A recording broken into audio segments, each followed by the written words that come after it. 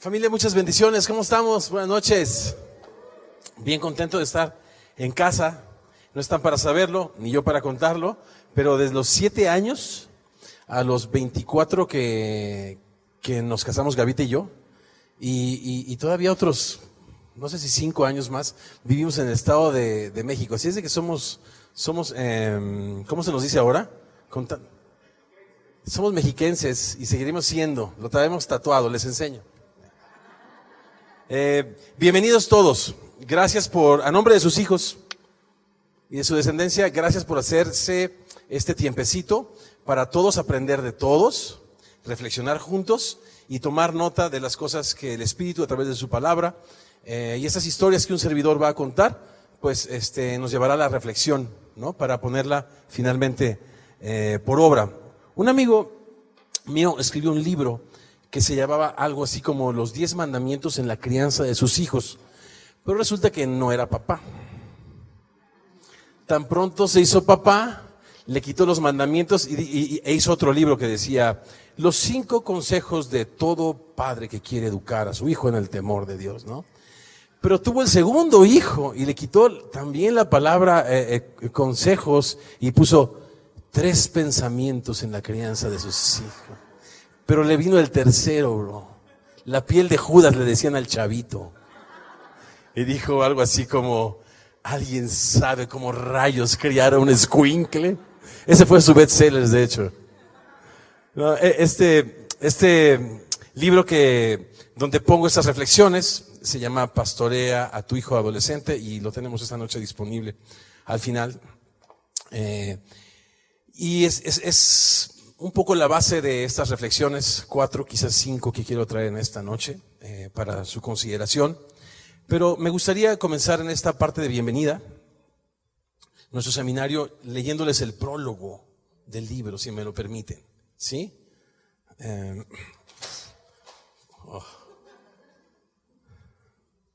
Muchísimas gracias, muchísimas gracias. Ya sé.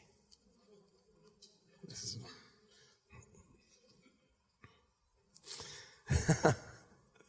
Es muy loco leer este prólogo acá en donde venimos en el año de 1971 a vivir, 70, es increíble. A principios de los años 70, mientras el llamado classic rock estaba en su apogeo, mi familia estaba en franca decadencia. La infidelidad de mi padre, sus devastadoras consecuencias en el corazón de cada uno de nosotros nos dejaron como el espectáculo del cual amistades, familiares y vecinos se compadecían. No fui muy fanático de la banda Queen, pero debo confesar que los sencillos que tocaban en la radio 590, La Pantera, bro, no habías nacido, ni tu papá había nacido, bro. Bueno, ¿alguien se acuerda? La Pantera, ok. Capturaban mi imaginación, me distraían del dolor y me hacían buscar afinidad con aquellos que gustaban de la música de esta banda inglesa, a quienes, como a mí, les llevaba a imaginar una realidad diferente a la que vivían. Una de esas personas maravillosas era mi amigo Antonio, un niño al que conocí en el Instituto Satélite, ¿no? Privado, donde mi mamá daba clases, súper fresa, pero yo había ingresado ahí por mi pobre desempeño académico en la escuela pública, ¿no? O de gobierno. Y entonces mi mamá pues dijo, lo paso porque lo paso, digo, nomás las orejas no le van a ayudar, de burro. Antonio vivía en un área privilegiada, muy cerca de la escuela, en Fuentes de Satélite, que por cierto tenía una vista increíble y era otro Fuentes, A menudo un día de escuela terminaba en casa de Antonio comiendo comida casera preparada por su mami y lo más importante de todo, escuchando a Queen a un volumen importante hasta que el horario, nuestros oídos o su mamá no pudiéramos más. Lo que ocurriera primero, Rapsodia Bohemia, alguien a quien amar, ¿se acuerdan de esa? Pero sobre todo, Tú eres mi mejor amigo. Esa canción me daba un sentido de pertenencia al cantarla y al escuchar a Antonio decir, Héctor, tú eres mi mejor amigo. Ese ambiente inigualable de casi familia se desvanecía cada vez que bajando las escaleras de la casa de Antonio hacia la planta baja, observaba con cuidado las fotografías donde Antonio aparecía abrazado de su papá. Ambos completamente equipados para la montaña, ya que por la afición de su padre él pudo viajar a tantos destinos invernales como alguien pudiera imaginar. Esas fotos se encargaban de regresarme a mi realidad, como si cada una de ellas me gritara: tú eres un niño sin padre. Tu padre no te quiere. Tú no tienes suficiente valor como para que él decida regresar. Mi sueño de tener una guitarra eléctrica y de ser todo un rockstar se desvanecía ante la realidad de que era mi verdadero y único deseo. Quiero una familia como la de mi amigo Antonio.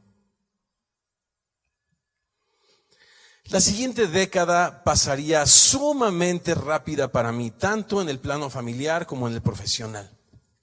Pero lo más importante de todo fue en esos años de mi vida, cuando cobraría sentido, valor y significado al entender el Evangelio de Jesucristo. Le rendí todo mi ser a Jesucristo, así enamorado de Dios, le pedí fervorosamente una compañera para poder servirle juntos por el resto de nuestras vidas. Y fue entonces cuando tuvo lugar una conversación hipotética. En otras palabras, lo que estoy a punto de narrar no existió. Es una conversación hipotética entre Jesucristo y su servidor, ¿okay? Pero yo no estoy diciendo que escucho voces ni que veo visiones, no estoy diciendo nada de eso. Solamente estoy diciendo que se dio una reflexión interna muy fuerte que pongo en palabras como una conversación hipotética. Él me preguntaba por aquel sueño que yo había tenido de pequeño. Héctor, al escudriñar tu mente y tu corazón, Jeremías 17:10, me doy cuenta que eso de tener una familia es algo importante para ti. ¿Y qué crees? Lo es para mí también. Génesis 12:3. Y yo, bueno, Señor, me alegra y te agradezco muchísimo que sea tu plan para mi vida traer a mi esposita Gaby, ese chocorrol esponjadito. Esa persona tan hermosa a mi vida para unirnos en uno solo, de acuerdo a tus planes y propósitos. Te doy gracias, te amo, Señor, recibe la gloria por esto. Y Jesús diciendo algo como, sí, ese es mi diseño y ese es mi plan, Génesis 2:24. Pero me refiero específicamente al sueño de tener una familia y con ella un papá. Yo, claro, ¿cómo olvidarlo? Aunque mi padre falleció ya. Pero, ¿qué estoy diciendo? Tú lo sabes todo, Señor. Salmo 147, verso 5, primera de Juan 3:20.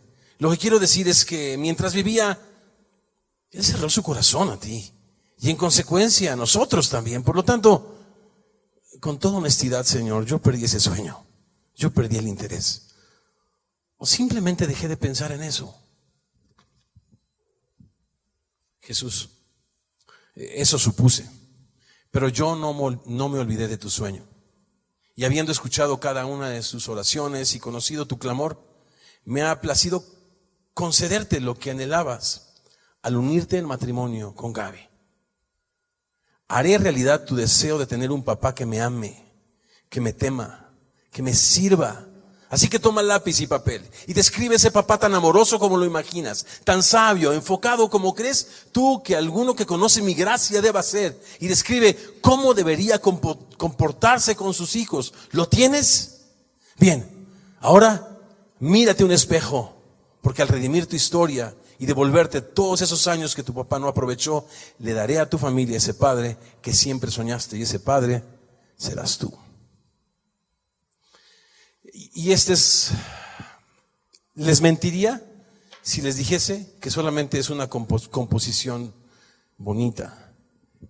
Todo lo que hay en mi mente, todo lo que hay en mi corazón es esta oportunidad que no quiero desaprovechar de reescribir, Dios, mi historia. Una historia de dolor. Una historia de los años 70 donde, repito, éramos el proverbio de la gente, donde cuando pasaba la gente por Manuel López Aguado, nos veía a esos niños sin padre, a esa profesora con una hija enferma, deficiente mental, abandonados en el medio de la nada, y meneaban la cabeza. Éramos un proverbio. Y cómo Dios ha cambiado nuestra historia. Cómo Dios, primero, reveló a su Hijo Jesucristo en cada uno de nuestros corazones. Trazó esto que dice Efesios un camino para que caminemos en Él. Y su gracia y su amor ha hecho la diferencia. Y ahora, repito, y no exagero, quiero aprovechar cada momento que Dios me da cerca de mis hijos para ser ese papá que yo no tuve. Con toda la ferocidad, con todo el hambre, con todo el apetito, que esos días y esos años tan largos transcurrían en el medio de la nada, esperando que mi papá algún día fuera a celebrar una Navidad más con nosotros, y eso nunca existió. Pero puede ser una Navidad, el nacimiento de la vida todos los días, mientras yo ahora, no como hijo, sino como papá, aprovecho su gracia, su amor y su misericordia. Entonces esa es un poco la introducción. Esa es un poco la bienvenida. No son consejos profesionales, son reflexiones de vida que me han acompañado 30 años, porque el sábado pasado mi hijo mayor, mi primera víctima, cumplió 30 años. ¿Puedes creerlo, doctor? 30 años Israel. Y bueno, el resto es historia. Algo para reflexionar antes de comenzar estos 4 o 5 principios que quiero compartir con ustedes. Algo para reflexionar. La mayoría de nosotros estamos identificados, enamorados, familiarizados con este salmazo, este salmo increíble llamado el Salmo 127. ¿Recuerdan? Donde comienza: si el Señor no edifica la casa, en vano trabajan los que la edifican. ¿Se acuerdan? Salmazo increíble, ¿no? Pero más adelante, mientras progresa esta canción, hay una hermosa metáfora donde presentan a nuestros hijos como algo así, como una saeta, ¿no? Estos instrumentos de guerra, estas armas en manos del valiente, muy características de aquel tiempo. Y cuando pensamos en una saeta, pensamos mucho en su agudez, en lo sólido de la punta, en lo incisivo, en lo penetrante, en lo peligroso, pero poco pensamos en el otro lado de la saeta, que es la que le da dirección. Y qué interesante que el Espíritu Santo trae esa metáfora para comparar a cada uno de nuestros hijos, en este caso con una saeta. Y los papás, mi primera reflexión es algo en qué pensar. Por alguna razón estamos tan preocupados. En serio, es que nos afanamos tanto. Están chiquitos y estamos pensando, qué bueno, y haciendo planes para su educación. Está muy bien. Y hacemos ahorros para que ellos tengan estas oportunidades que quizá no tuvimos nosotros. Pero poco escucho de un enfoque láser para que sí o sí ellos aprendan a amar a Dios con todo su corazón y a su prójimo como a ellos mismos. Eso no está en el radar. O sea, solamente nos preocupamos de hacer una saeta súper, repito, aguda, incisiva, agresiva, poderosa, pero sin una cola que les dé dirección. Estas saetas, como muchos seguramente de tus amigos, muchos seguramente de tus familiares, muchos seguramente de tus conocidos, extraordinarios músicos, profesionistas, pero que no han podido avanzar un paso en la vida por falta de carácter. Entonces, cuando yo planteo esta idea de pastorea a tu hijo adolescente, mi idea es ¿por qué no pensamos en que nuestros hijos son personas espirituales creadas a la imagen de Dios, ¿no? Que tienen necesidades físicas, claro que sí, intelectuales, claro que sí, emocionales, espirituales también. Y tratamos de, como papás, hacer nuestro trabajo, pues, de una manera integral, considerando los dos lados de esta saeta. ¿Tiene sentido lo que estoy diciendo? Y no solamente estar afanados, enfocados en su bienestar económico, en su progreso académico, cuando el carácter al final del día hace toda la diferencia. Digo, yo no sé si es irónico, de chistoso no tiene nada, pero pensando en nuestros políticos, la mayoría de ellos son personas muy estudiadas en universidades fuera de nuestro país. Digo, cuando tenemos las mejores universidades en este país, por cierto, ¿no? Pero platíquenme de su carácter. ¿A dónde han llevado no solamente a su familia, sino a todas nuestras familias? No es no es un mitin político ni mucho menos, pero es algo tangible, es un ejemplo tangible de personas con muchas oportunidades, ¿no? con una gran educación, que no les ha ayudado de mucho, ¿no? Entonces, esa es un poquito la propuesta cuando decimos pastorea a tu hijo adolescente. Y bueno, el texto bíblico que quiero usar de base y al que quiero estar haciendo referencia, se los voy a leer, está en Lucas capítulo 5, y me voy a referir a los primeros 11 versos. Y en este capítulo es el famoso capítulo de la pesca milagrosa. Y quiero tomar algunas de las ideas, algunas solamente, de cómo Jesús equipó, desafió, retó, inspiró, dirigió a sus pequeñitos, así se dirigía a ellos, como sus pequeñitos, ¿no? Que al final del día no tenían mucha capacidad, ¿no? Pero el Señor se encargó mucho de construir en el lado del carácter.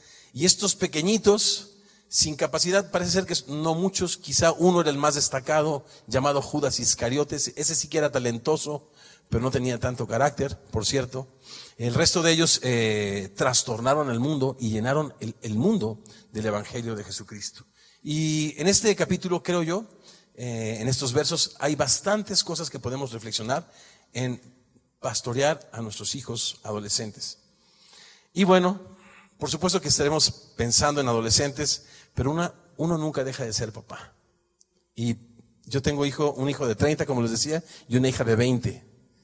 Y dice el americano, and everything in between, o sea, todo lo del medio. Tenemos 5 hijos, de chile, mole, guacamole, de todos. Y esos principios me siguen retando. Esos principios me siguen despertando muy temprano y me llevan a mis rodillas a orar por ellos y a pelear por la vida de Cristo en cada uno de ellos, aún en los casados. ¿Puede usted creerlo? En Lucas capítulo 5, comenzando en el verso 1, aconteció que estando Jesús junto al lago de Genezaret, el gentío se agolpaba sobre él para escuchar la palabra de Dios. En esta ocasión me voy a ir verso por verso. Y esto no es común.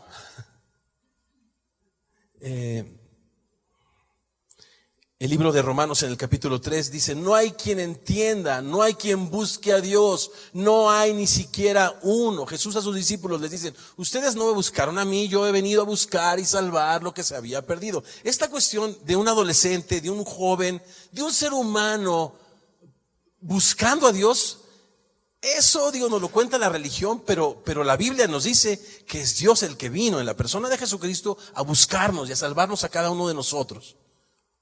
¿Y por qué lo digo? Porque aquí ante nuestros ojos, en Lucas 5, verso 1, hay algo sobrenatural sucediendo. La gente hambrienta, agolpada, apretada, tratando de escuchar las enseñanzas de Jesucristo. Esto es algo sobrenatural. Y hay muchas escenas en la Biblia donde el Espíritu Santo hace. En el caso de cuando llega por primera vez el Evangelio a Europa, en el capítulo 16 del libro de los Hechos, llega Pablo, llega en su equipo, están buscando a un hombre, no lo encuentran. Todo lo que encuentran son mujeres en el río orando.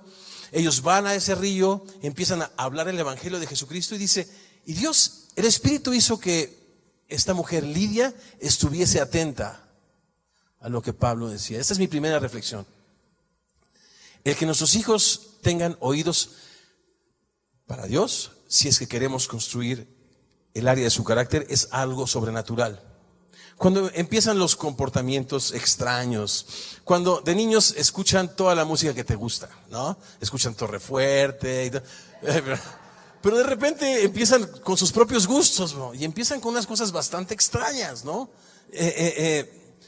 Y bueno, le echamos la culpa a tantas cosas, ¿no? Pero lo que yo quiero decir es que para que nuestros hijos tengan oídos para Dios, no para Torre Fuerte, para Dios, se requiere una obra sobrenatural del Espíritu Santo. Por lo tanto, oremos por ellos. Y yo quiero animarles, retarles, desafiarles. En otras palabras, quiero poner la responsabilidad de este lado de la ecuación y no poner toda la responsabilidad en ellos. Es que sus contestaciones, es que sus arranques, no, tranquilo, bro. ¿Ya oraste por él? De una manera enfocada, disciplinada, constante, ¿no? ¿Qué sucede cuando uno ora? Bueno, las circunstancias no son las primeras que cambian. Dios nunca cambia. ¿Quién cambia cuando ora? Se nos quita la ansiedad, se nos quita el afán y se nos empieza a ensanchar un corazón de amor para ellos. Porque ser papá de adolescentes hay que tener mucho amor. Dicen y hacen cosas muy hirientes, ¿no? ¿Y cómo vas a hacer si no estás orando por ellos, no? Te vas a llenar de resentimiento, ¿no? ¿Cuántos hemos caído en provocaciones muy desafortunadas? Porque no hemos estado preparados en oración. Entonces, antes de ir a los principios y antes de poner carga en ellos y cómo podemos apretar los botones y programar sus cerebros y sus corazones para que reaccionen diferente, ¿por qué no oramos por ellos? De verdad. ¿Cuánto oras por tus adolescentes? Uno no puede amar a aquellos por los que no ora, uno no puede orar a aquellos a los que no ama, ¿no? Eso es algo importante. Y entonces, algunas preguntas antes de pasar a la reflexión número 2. Aquí en un milagro, ¿qué tan importante es para ti que tu hijo tenga oídos para escuchar la voz de Dios? Porque de repente no es tan importante para ti, ¿no? Para ti es importante solo, y es muy bueno, pero solo, quizá no es lo mejor, que tengan buenos grados o buenas calificaciones. ¿De verdad te importa que él tenga oídos para escuchar la voz de Dios? ¿Tiene él o ella oídos para escucharle? ¿Qué cambios necesitas hacer para tenerle presente en tus oraciones todos los días? Bien, déjenme seguir leyendo, verso 2, y vamos a hablar de herramientas. Verso 2 dice que vio 2 barcas que estaban cerca de la orilla del lago y los pescadores, habiendo descendido de ellas, lavaban sus redes. Leamos con un poquito de imaginación este verso 2.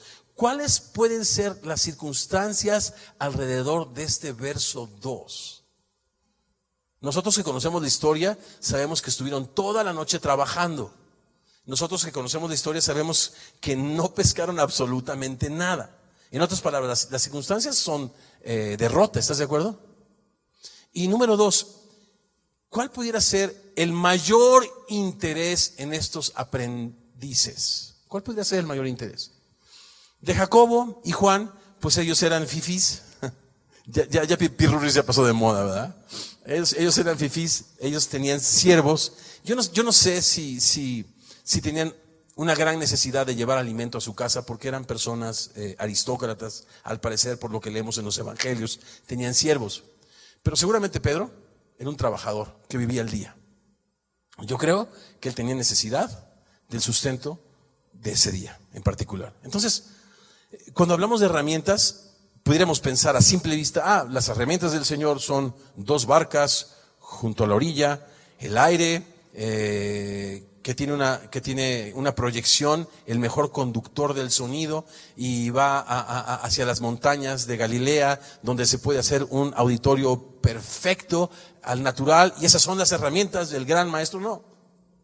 Yo creo que las mejores herramientas del Señor son las circunstancias adversas y el interés de los chamacos. Déjame platicarte una historia. Corría del año del no sé cuándo, bro. 1900, pues sí, como 75 por ahí. Había yo reprobado miserablemente el 6º año de primaria. No tenía ningún deseo y ninguna motivación de estudiar, ¿no? No fui un niño que le di problemas a mi mamá, sinceramente. Ese era mi hermano. Pero no, yo era un niño de mi casa, pero no tenía ningún interés por estudiar. Creo que el dolor por la falta de mi papá y toda esta onda me traía muy mal, ¿no? La secundaria la pasé de noche. O sea, fui a la secundaria vespertina, pero si hubiera podido ir a la diurna, voy a la diurna, porque estuvo de noche. De lo único que me acuerdo es del recreo, bro. De todo lo demás, de verdad, así en blanco, ¿no? Entonces, estaba yo destinado a ser un don nadie, ¿no? Una persona sin preparación en esta época, en esta sociedad, en este país, en esta ciudad. Digo, no vas a ningún lugar, ¿no? Pero mi hermano se llama Heriberto, pero le dicen Heriberbo. Porque aparte, mi mamá con sus dichos estos, ¿no? Dice que mi hermano no dejaba títeres sin cabeza. Eso es un dicho de los abuelitos, que dicen que, porque era bien noviero. Entonces, no podía ver una muchachita porque la hacía su novia. Y a veces andaba con 3 o 4, no les digan que les platiqué.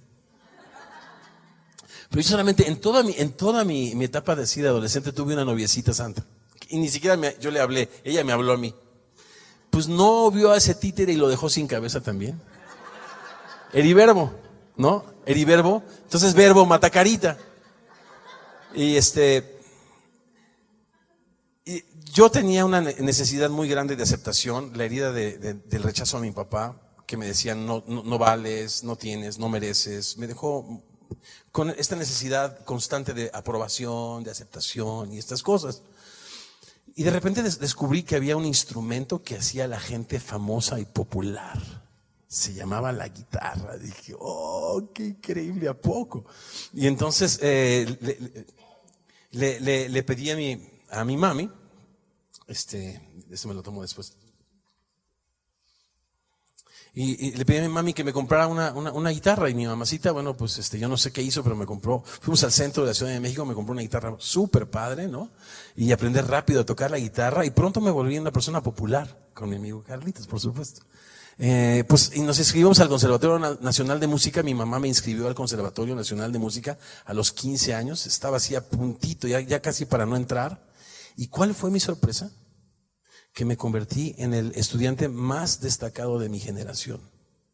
No estoy exagerando, tengo todos hay muchas cosas que en tantas ciudades y tantos países que hemos vivido, esté tirado, pero no me desecho de mis exámenes. Todos 10 perfectos, Todos los exámenes de audición, de acústica, de teoría, de todos los ejercicios de armonía, todo perfecto. ¿Qué sucedió? Mi mamacita hermosa leyó las circunstancias. Este cuate tiene una necesidad de aceptación terrible. Gracias.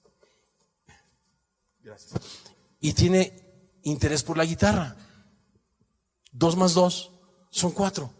¿Por qué no usamos? Por eso la Biblia dice que todas las cosas que suceden a los que aman a Dios nos ayudan para bien. Nosotros no podemos ver como calamidad absolutamente ninguna cosa. Más bien, como dice las bienaventuranzas, bienaventurados los mansos, los que reconocemos que todas las cosas vienen de parte de Dios y no tratamos de defendernos de ellas, sino Proverbios 3, 5 y 6, reconocemos a Dios en nuestros caminos. Aprendemos a observar a Dios en medio de las circunstancias aún adversas. Entonces, las herramientas para educar, creo yo, reflexionando, es las circunstancias, la adversidad y el interés, ¿no? Ahora, tienen que ser las dos.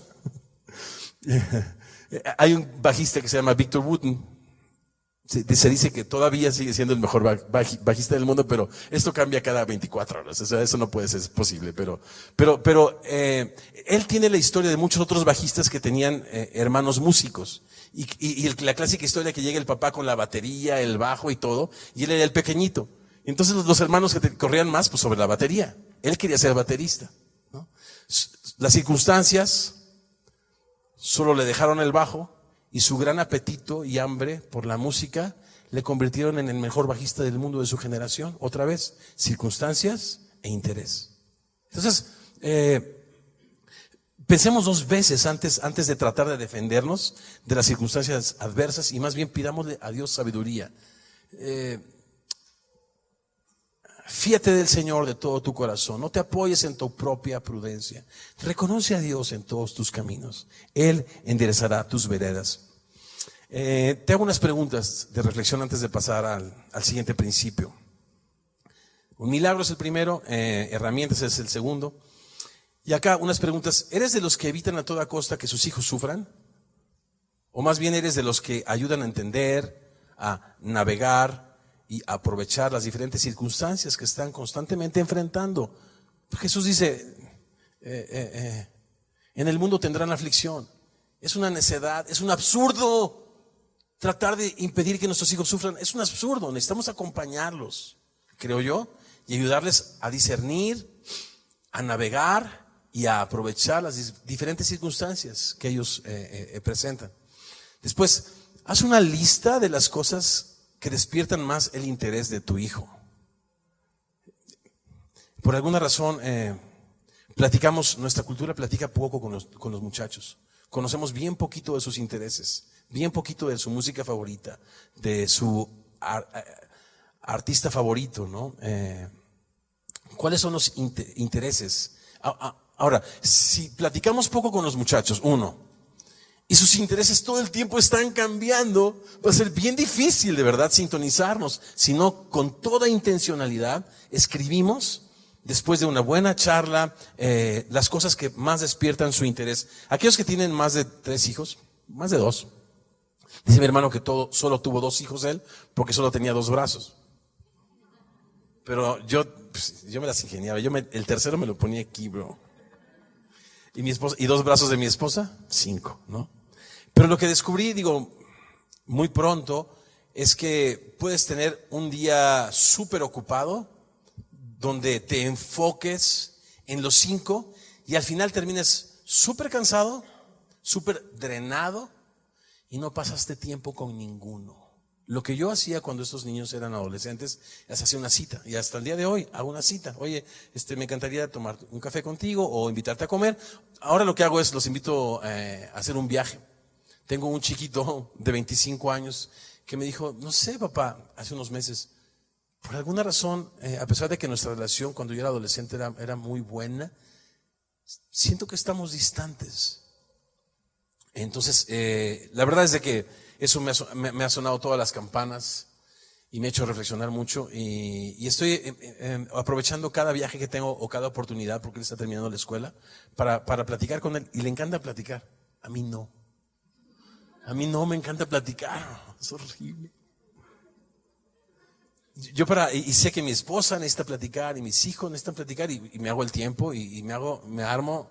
Sé que eso es importante para profundizar en nuestra relación, y bueno, pues es un esfuerzo el que hago, pero con toda intencionalidad. Y voy a hacer un viaje con él a San Francisco, si Dios quiere, de ida y vuelta. Voy a dar una pequeña conferencia y regreso, vivo muy cerca de ahí, y casi vamos a platicar en el avión y de regreso.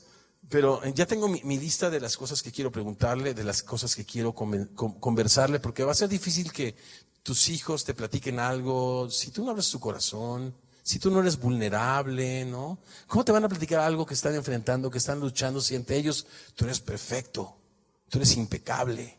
Y lo que hacemos los imperfectos y los impecables es que no tenemos compasión ni misericordia para las personas imperfectas. Pero cuando tú eres vulnerable y abres tu corazón delante de tus hijos, les animas, ¿sabes? Para abrir su corazón y ser honestos y ser francos contigo, ¿no? Y bueno, ahí están las preguntas, ahí está la reflexión. Si me permiten, vamos a hacer un corte informativo.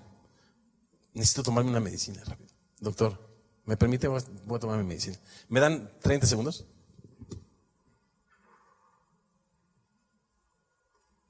Les dejo conversando tantito. ¿Dirías que tus hijos te obedecen por convicción o porque no tienen de otra? Si vienes con tu esposita, ¿tus hijos son hijos que te obedecen porque tienen la convicción de que estás en lo correcto o porque no tienen alternativa? Platiquen un poquito, regreso con más de su Club 700 después del corte. ¿Cuántos opinan que nuestros hijos nos obedecen más por convicción? ¿Cuántos opinan que no tienen alternativa? Gracias, muy amable. Okay, esta tercera reflexión se llama Capitán, y si me permiten, continúo en el verso 3 de nuestro texto.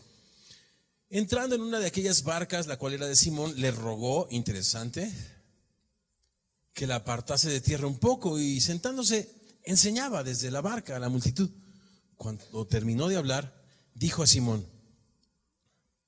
boga mar adentro y echen sus redes para pescar.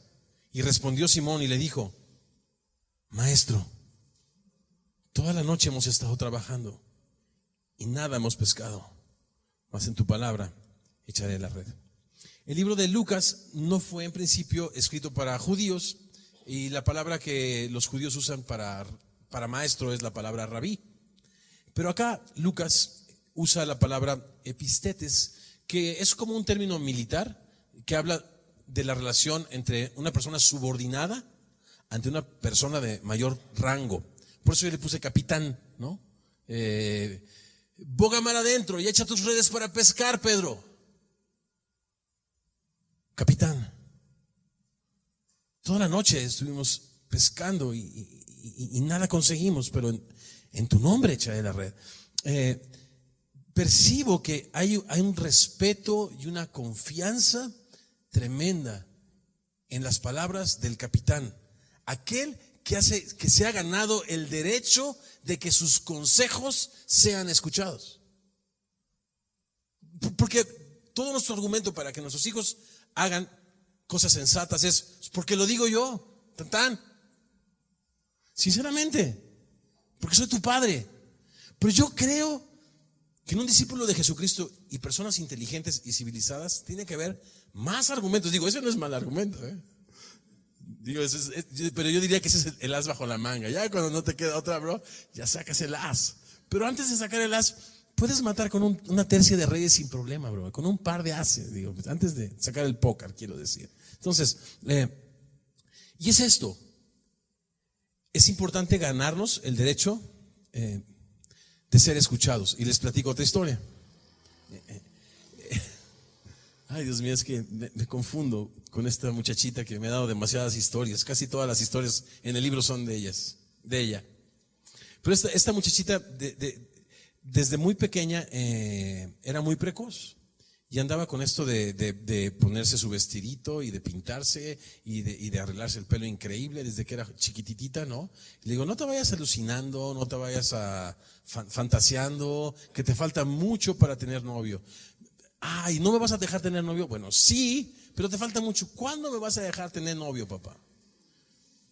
No sé, cuando tengas 18 años, o sea.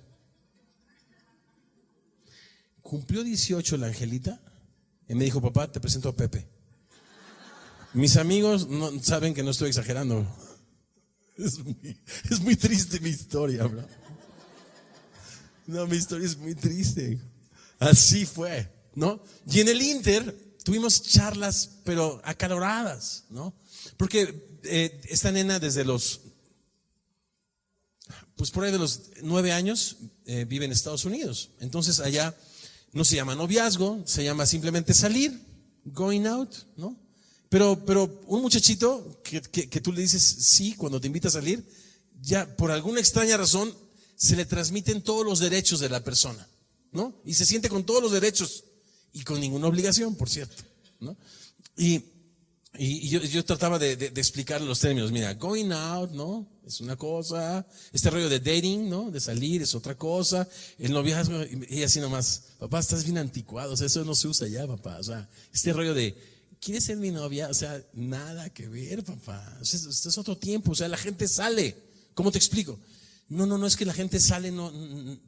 Y bueno, y estábamos enfrascados en una discusión que pasaban meses, y no llegamos a ningún lugar. Y me decía, y papá, ¿cómo voy a conocer a la persona que Dios tiene para mi vida si tú no me permites salir con alguien? Pero otra vez, el término de salir implica mucho. No es simplemente salir, es otorgarle derechos que no le corresponden. Tiene que venir conmigo, digo, platicar. Déjame tomarme un café con el sosodicho, ¿no? No, pero no hay ningún sosodicho, papá. ¿Sabes cómo terminó esa plática, no? Sí terminó. Y me dijo, papá, toda la noche he estado pescando, pero en tu nombre, capitán. ¿Sabes por qué? Porque me dijo, mi mamá y tú tienen una relación increíble, son amigos. Si es un vaso de agua, no tienen que hacer un viaje caro para disfrutar. Si es comida de legumbres, si es recalentado, ¿no? Se dan todos los días un tiempo para salir y platicarse. Se aman, se abrazan, se necesitan, se comparten. Son los mejores amigos, sirven al Señor juntos, lloran juntos, son compasivos. Yo quiero una relación así. O sea, parece ser que su noviazgo y su enamoramiento no se les gasta después de 32 años. Así es de que, capitán, pues lo que me digas. Le dije, ok, muy bien, muchachita, nos estamos entendiendo. Pues me traes ese pelafustán y me lo cortas de entrada. Y entonces, y derramó 2 lágrimas así. Y me lo entregó. Le dije, pero ¿sabes qué? Te voy a dejar que vengas a estudiar música en la Ciudad de México. 1 año. Y las lágrimas que eran para acá, se convirtieron así como las de... ¿no? Como caricatura japonesa, ¿no? Se puso feliz, ¿no? Y bueno, está en la casa de regreso, sin novio todavía, y yo digo, ay, híjole, tengo demasiados solteros, uno de 20, uno de 23, otro de 25, pero estamos hablando de adolescentes. Soy experto padre de adolescentes, soy un fracaso de padre de adultos. Ese va a ser mi bestseller. Otra cosa para ser capitanes es importante. Creo yo que necesitamos implementar una política de reparación de daños.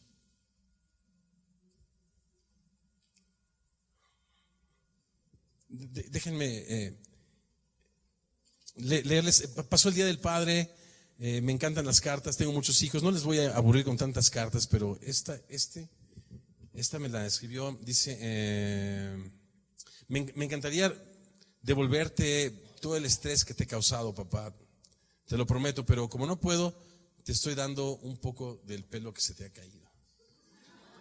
Y me puso aquí un pedazo de pelo. Y dice, si no lo vas a usar pronto, papá, dáselo a mi tío Beto. Y después él me dice, Tollín, así me dice mi mamá, y así me dicen mis hijos ahora, Tollín, sabes que siempre te amaré incondicionalmente. Gracias por ser siempre un gran ejemplo en mi vida. Siempre te he admirado, no solo por tus logros en la vida, sino por tu carácter que siempre busca ser como Jesús. Te amo, Torín. O sea, estas palabras las escuchas de un niño de 10 años. Yo no sé de cuántos niños de 20 años o de 25 años. Digo, porque quien más te conoce es quien vive contigo, ¿no? Y si alguien conoce nuestros defectotes enormes, son nuestros hijos, la verdad. El punto es implementar una política de restauración de daños, ¿no? Más tardas en ofender que en pedir perdón. Por eso la Biblia dice, bienaventurados los pobres en espíritu. Una política de restauración de daños.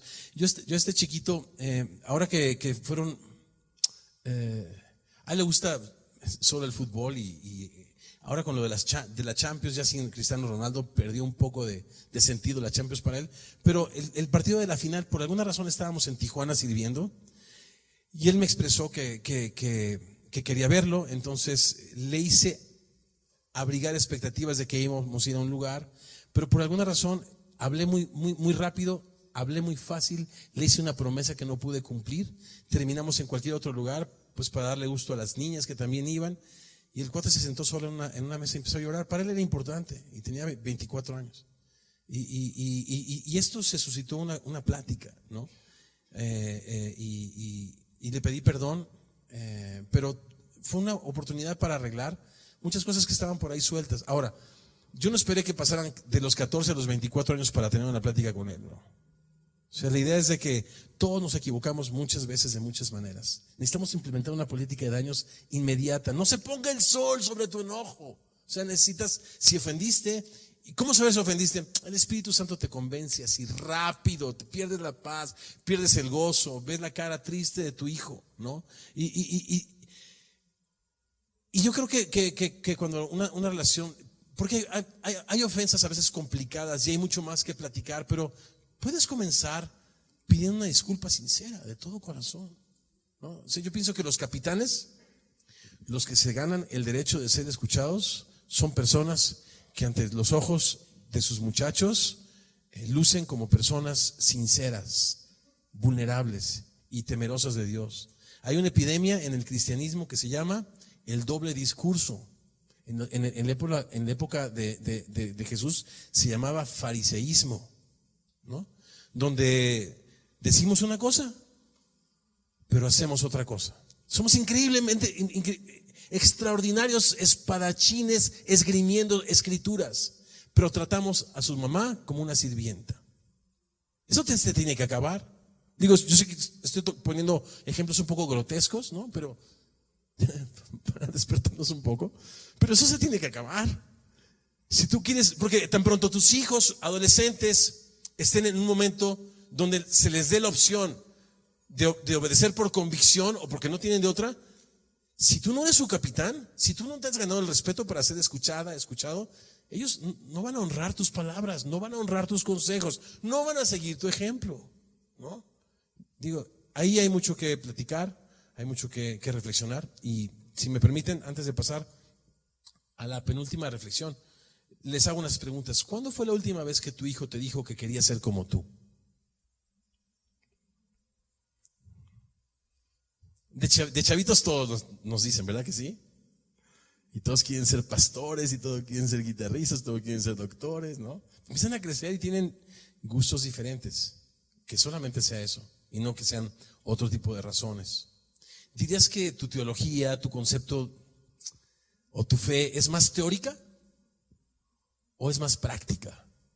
Porque con los muchachos la teoría no sirve mucho, sirve la practicidad. ¿Cuándo fue la última vez que le pediste a tu hijo una disculpa? ¿Cuándo fue la última vez que le pediste a tu hijo perdón?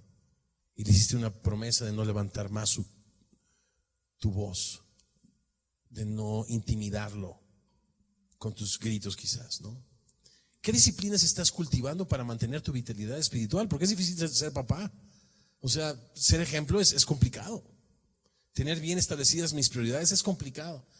Yo de alguna manera necesito tener una disciplina para mantener mi vitalidad espiritual, y le damos gracias a Dios que en esta iglesia se nos discipula y se nos enseña a tener tiempos a solas con Dios donde podamos fortalecer nuestra relación con Cristo, profundizarla, y esta que germine, fructifique en todos los ámbitos de la vida. Pero si no la tienes, yo te recomiendo que también, aparte de tu política de reparación de daños, cómo mantener o conseguir una vitalidad espiritual, ¿no? Fuerte. Déjame ir al punto, al penúltimo punto, mientras leo, y esto tiene que ver con líderes y no tan solamente seguidores. Respondió Simón y le dijo: Maestro, toda la noche hemos estado trabajando, nada hemos pescado, en tu palabra echaré la red. Y habiéndolo hecho, encerraron gran cantidad de peces y su red se rompía.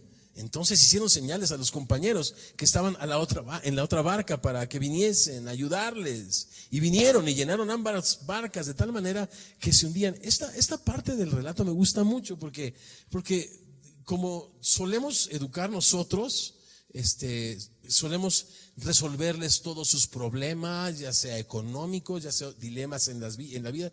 Queremos tener todas las respuestas, no conocemos sus preguntas, ¿no? Y entonces, cuando tienen un problema, mamá, papá, ¿no? Pero me encanta que aquí tuvieron un muy, muy buen y grave problema, 2 barcas hundiéndose, y no buscaron al Señor. Ya les había equipado. ¡Ey, ven, acércate más, duro! Arroja la soga, fuerte, vamos, sí se puede, no se va a romper, equilibremos, no sé, y ellos empiezan a interactuar entre ellos, ¿no? Y esto de líderes y seguidores, creo yo que tiene que ver con bastantes cosas, pero quisiera poner 2 sobre la mesa. La primera es, mientras crecen nuestros hijos, necesitamos ir transmitiendo la responsabilidad sobre ellos, ¿no? De su vida espiritual, ¿no? La responsabilidad de sus estudios, la responsabilidad de sus gastos. Eso es madurez, ¿verdad? Que los muchachos poco a poco se hagan cada vez más responsables. Pero me encantan nuestras familias que cuando son niños estamos leyendo la Biblia, memorizando la Biblia, pero que tenemos maneras para que poco a poco estemos transmitiendo esa responsabilidad. ¿A qué me refiero con eso? Ese es el estilo de Pablo. Pablo encarga a hombres idóneos, ¿no? Capaces que sean también de enseñar a otros, ¿no? Esto que has oído de mí, encarga a estos hombres, 3ª generación, que sean capaces también, 4ª, de enseñar a otros. Y yo veo cuando pienso en liderazgo, pienso personas o jovencitos que toman responsabilidad de ellos mismos, pero que también se hacen responsables de los más pequeños. Ese es el estilo de la Biblia, es el estilo de Pablo. 4 generaciones de personas que interactúan. Por alguna razón, nuestros muchachos están en la escuela, ¿no? Uno está en 5º grado de primaria, el otro está en 2º grado. Y el de 2º grado está volviéndose loco con las multiplicaciones. El de 5º es un experto.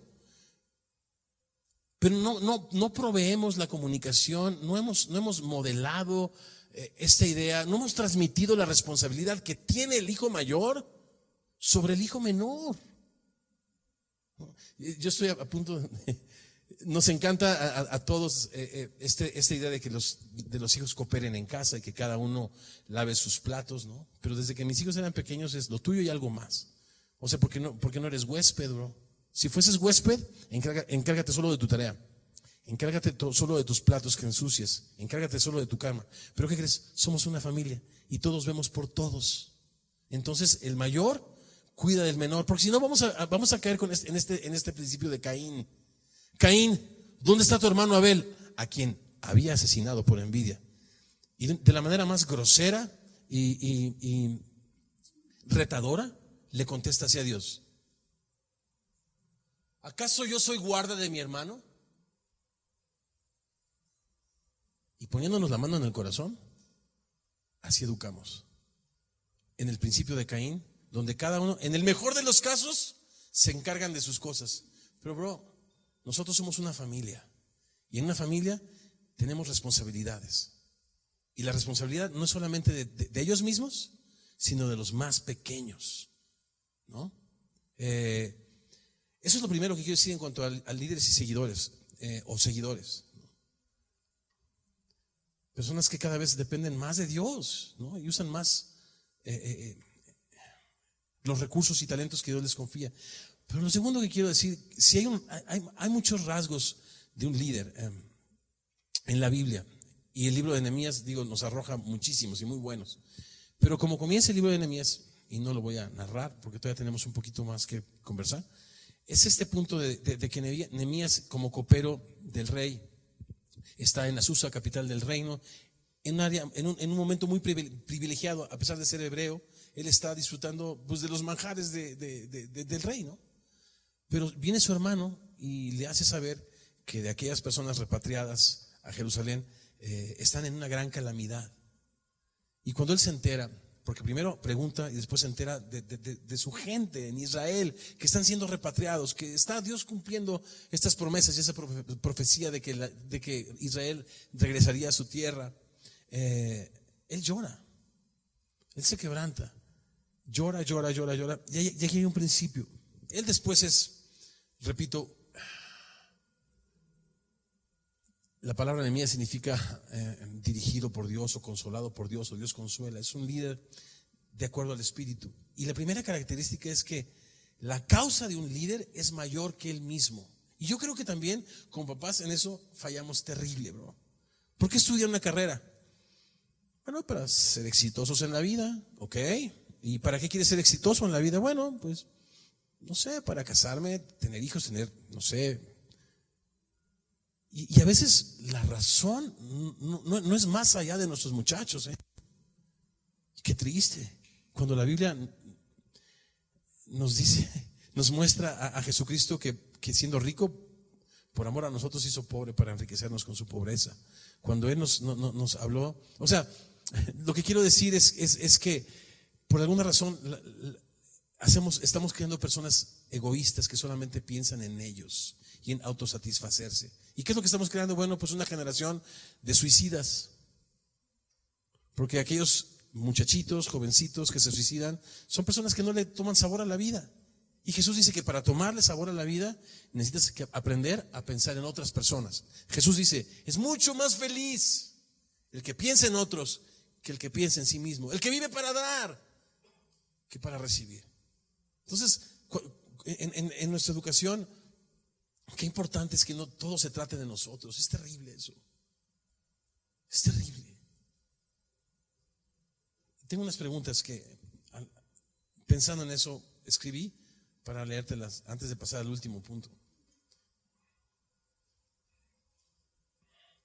¿Estás cultivando alguna disciplina en tu hijo que le haga cada vez más responsable de su vida espiritual?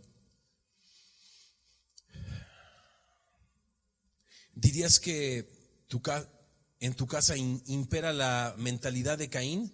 ¿Acaso yo soy guarda de mi hermano? ¿O nadie se preocupa por nadie? ¿O dirías que en tu casa impera más el estilo de Pablo? Los mayores cuidan de los menores. ¿Cuándo fue la última vez que tú y tu hijo hicieron juntos un acto de compasión y de benevolencia por alguien que no conocían? No, es que fuimos a casa de la abuelita y la trapeamos. No, esa es tu abuelita, bro. Alguien que no conozcas. Como dice Jesús, alguien que no te puede pagar. ¿Cuándo fue la última vez que intenciona, pero estamos más afanados que traigan buenos grados. Delante de Dios es alguien que piensa solo en ellos, es un buen grado. Alguien que carece del sentido único de la vida, que es amor. Dios es amor y nos creó a su imagen y semejanza. Y la vida cristiana se trata de restaurar esa imagen en nosotros, que Cristo vive en nuestro corazón. Y Jesús es amor y somos llamados a vivir en amor. Pero parece ser que eso no es importante para nosotros. Debe de serlo. Y al final, dice primera de Juan 4, como padre, no hay gozo más grande que uno, que tu hijo camine en la verdad. Al final, de verdad, ver un niño que ama a Dios, que ama a su prójimo y que se sacrificia en beneficio de otros, es la cosa más gratificante. Dice, ¿sabes qué? Valió la pena haber nacido, valió la pena haber sido papá y haber dejado ese legado, hacer visible a Cristo en la tierra. Cualquier otro tipo de herencia es corruptible, pero eso, el amor es para siempre. Pensemos un poco en eso y si les parece vamos a la última, ¿puede ser? Última, como dicen por ahí, y nos vamos. Última y nos vamos.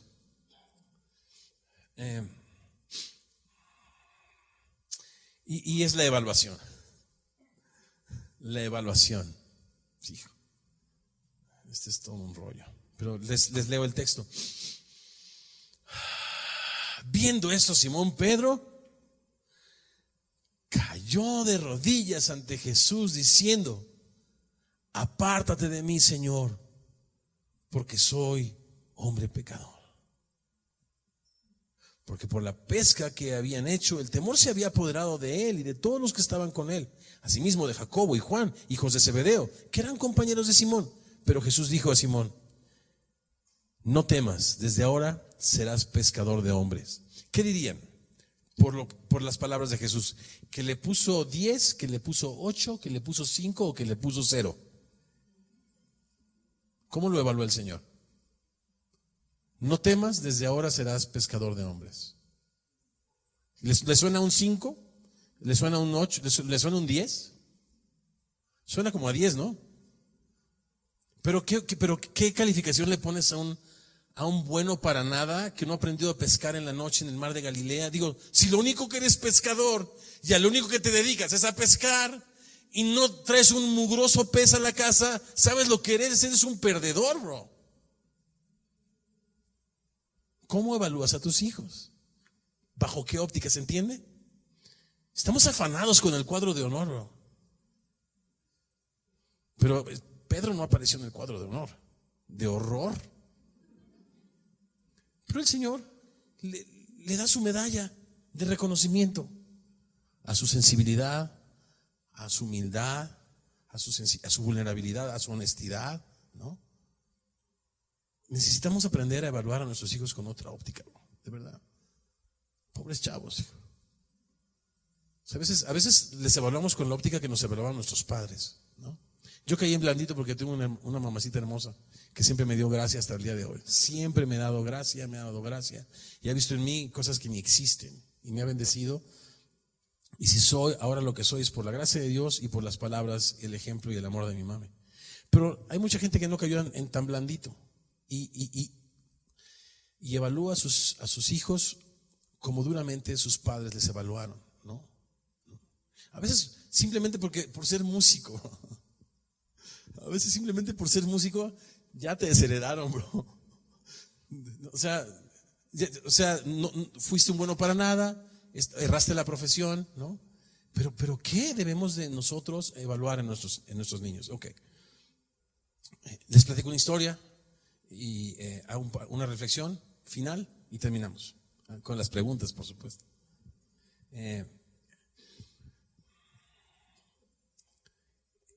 Quizás la época más difícil de mi vida hasta ahora, en estos 56 años, es justamente esos años donde primero me enteré que tenía un hijo alcohólico, adolescente. Y después, investigando un poco más, me di cuenta que el alcoholismo solamente era el principio. Yo estaba tremendamente desesperado.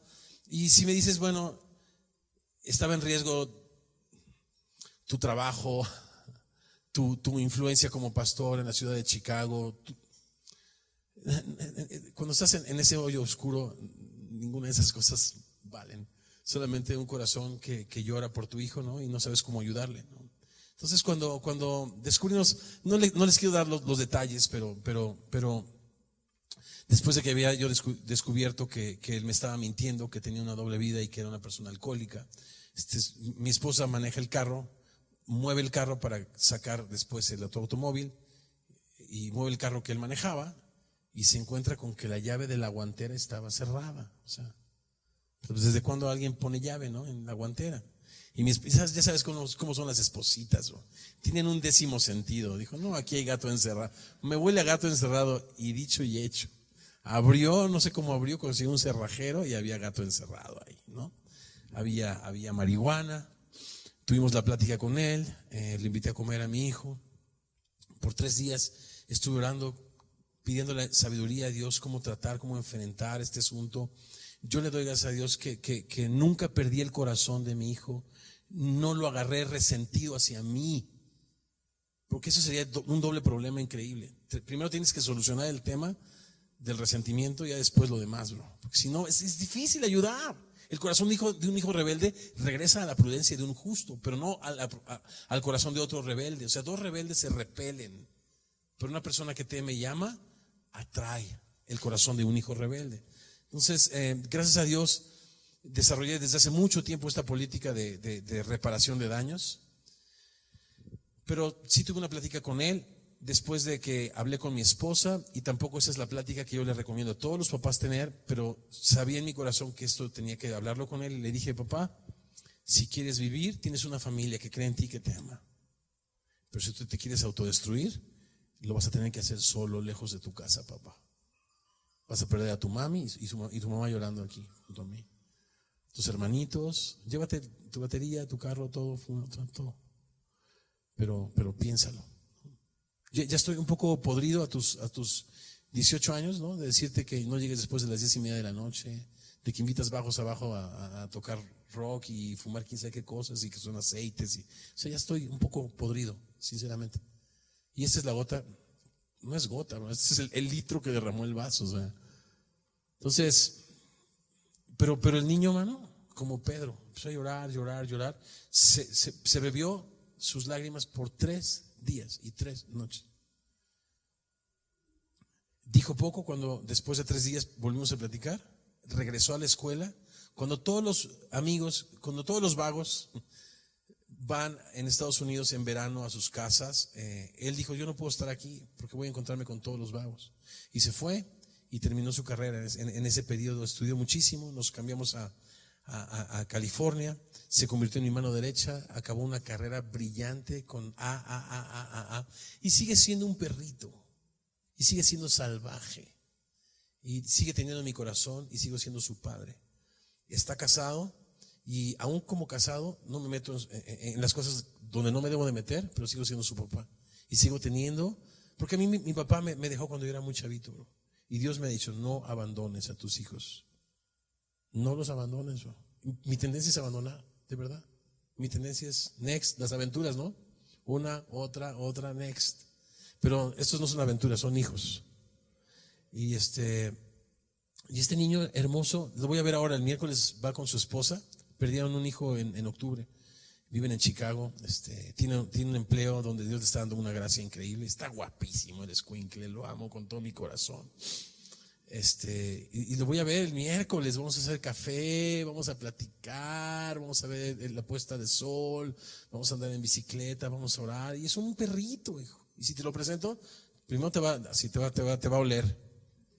Y si no le lates, te va a ladrar, ¿sí? Y si ve la puerta abierta, se va a largar. Es un perrito, bro. Pero ¿sabes qué? Hay otras cosas que yo puedo. Es un esposo. Ahora con esto de la pérdida de su bebé, no sabes con cuánta delicadeza, con cuánto amor, con cuánta paciencia, porque mi nuera entró en este periodo posparto de depresión, que no salía, no salía. Y este chavito, digo, uno como papá, como esposo, como varón, procesa diferente las cosas, ¿estás de acuerdo? Y a veces uno tiene poca paciencia. Yo tengo una esposa hermosa, pero yo haciendo reminiscencia, en retrospectiva, puedo recordar que tuve muy poca paciencia con mi esposa, con 5 hijos, bro. Y particularmente en esos momentos. Pero vi la paciencia de mi hijo, increíble, su amor. No abrieron su casa a personas hasta que ya no estaba lista. Hace poco hicieron un barbecue para todos los jóvenes de la iglesia. O sea, ¿qué cosas voy a evaluar en él? Que le gusta la música. ¿Qué música le gusta al perrito, bro? Yo no sé qué, pero hasta el pastor Raúl aprende de sus gustos musicales. A veces son un poco raros. Es amigo de mucha gente ahí en Los Ángeles. Pero aprendí en esos, y con eso termino la reflexión. En esta época que, repito, quizás de mi edad adulta ha sido la más difícil, que no le veía el fin por mucho tiempo, me invitaron a un desayuno, oración, el 7 de enero cuando se celebraba el día de Martin Luther King en Estados Unidos. Y como pastor me invitaron a representar a la iglesia que yo servía en aquel entonces. Entonces fui y había muchísimos afroamericanos y música gospel y todo en inglés y una historia que conozco poco y un personaje pues padre, pero me sentía como que completamente ajeno a todo el asunto. Estaba yo en la celebración y de repente entró una conferencista mujer. Yo no sé cuántas cosas dijo, pero de repente dijo una cosa que me traspasó el alma y me dio fe y me dio esperanza para pasar esos momentos difíciles. Y dijo algo como esto: que las imperfecciones de tu hijo no te ceguen e impidan que tú puedas ver la gloria de Dios en ellos. Que las imperfecciones de tu hija, que las imperfecciones de tu hijo no te ceguen y te impidan ver la gloria de Dios en ellos, bro. Porque a pesar de sus comportamientos terribles, sus contestaciones dolorosas, Dios no descansa. Así como ignoramos cómo crece en el vientre de una mamacita el bebé, ignoramos la obra de Dios, dice Salomón, el cual hace todas las cosas. Dios está obrando en la vida de tus hijos. Por eso yo comencé con el pie derecho. Oremos por nuestros hijos. Me dejan hacerles las últimas preguntas y los dejo ir a donde tengan que ir. ¿Qué necesitaría tu hijo o tu hija? ¿Qué necesitaría tu hijo hacer o dejar de hacer para tener tu aprobación? ¿Necesita hacer algo o dejar de hacer algo para que lo aceptes? ¿Cuándo fue la última vez que afirmaste o aprobaste a tu hijo por algo no relacionado con su progreso académico o con sus cualidades físicas, ¿no? Ay, es que mi hijo tienes unos ojos preciosos. Saco tus ojos, bro. Dile algo. Le estás diciendo casi espejito, espejito, dime quién es el más bonito, bro. Aparte, cuando alabamos sus cualidades físicas, no es algo en lo que ellos se han esforzado. ¿Estás de acuerdo? Qué importante es afirmar las cosas de carácter, no tanto las cosas físicas. Digo, también a las nenas: estás chulísima, mi vida, estás preciosa, eres una reina. Pero esto, y déjenme hacer la 3. Haz una lista de aquellas cosas donde puedes ver en él o en ella la gloria de Dios. Y por una semana agradece por estas cosas. O sea, ¿qué cosas tú puedes ver a pesar de los pesares? La gloria de Dios en ella o en él. Y por una semana agradece esas cosas. Quizá Dios abra más tus ojos para que veas su obra que no descansa en la vida de ellos. Chicos, pues como dicen en Costa Rica, eso sería. ¿Me dejan hacer una oración por ustedes? En la que se metieron, en la que nos metimos. Regresa mi hija Melissa de México y me dice: parece que regresé a una casa diferente a la que me fui. Todo el mundo está ocupado. Mi hijo de 24 años me dice: papá, te siento lejos, no sé, y no te estoy culpando, porque es un niño hermoso aparte, otro niño hermoso. Simplemente siento que nuestra relación no es la misma. Y para acabar, la niña de 20 años, la niña de la selva, me dijo también en meses recientes: se me hace que tú te diste por vencido con mi educación, ¿verdad, papá? Es una niña muy inquieta, que ha explorado demasiadas cosas, ¿no? Y a veces las cosas no le salen, ¿no? Y un día me dijo: se me hace que tú te diste ya por vencido. Ahora, te lo dice uno, está loquito, ¿no? Te lo dicen dos, están loquitos. Te lo dicen los tres, bro. Es menester poner manos a la obra, ¿no? Y yo estoy en esas. Así es de que, como ven, soy experto padre de adolescentes, neófito padre de adultos. El Dios hermoso, y para eso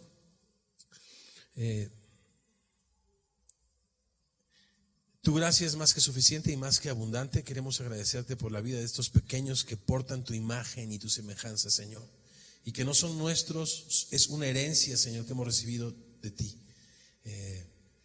Perdónanos por pensar que son nuestros, Señor. Nada es nuestro, todo es tuyo, y nosotros somos tuyo, y Cristo, tú eres nuestro. Queremos agradecerte también porque en tu inmensa misericordia y sabiduría nos has dado el privilegio de ser papás. Millones de personas no han conocido este gran honor y este gran privilegio. Señor, es un gran honor, pero también es una gran responsabilidad. Ayúdanos, Señor, ayúdanos.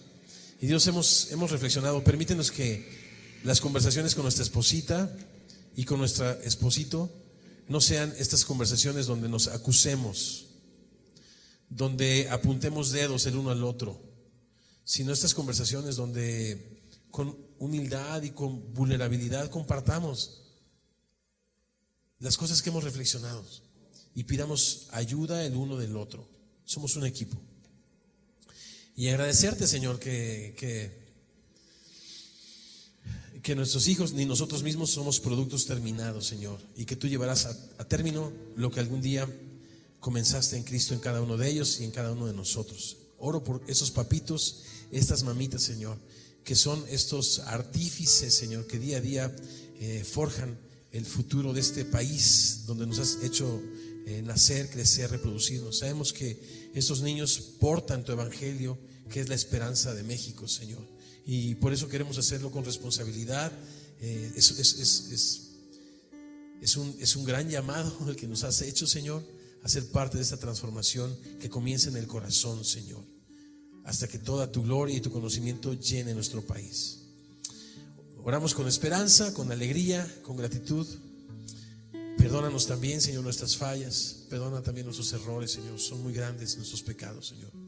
Ayúdanos y ayúdanos a ser personas humildes, que antes de juzgar aún a la vida de nuestros hijos, pongamos a prueba nuestras propias obras y que no les abandonemos, Señor, particularmente en nuestros momentos de oración y de intimidad contigo, Señor. Ayúdanos a llevar a nuestros hijos donde quiera que vayamos en nuestras oraciones. Oramos esto y más en el precioso nombre de Jesús. Y semilla decimos amén. Muchas gracias, familia.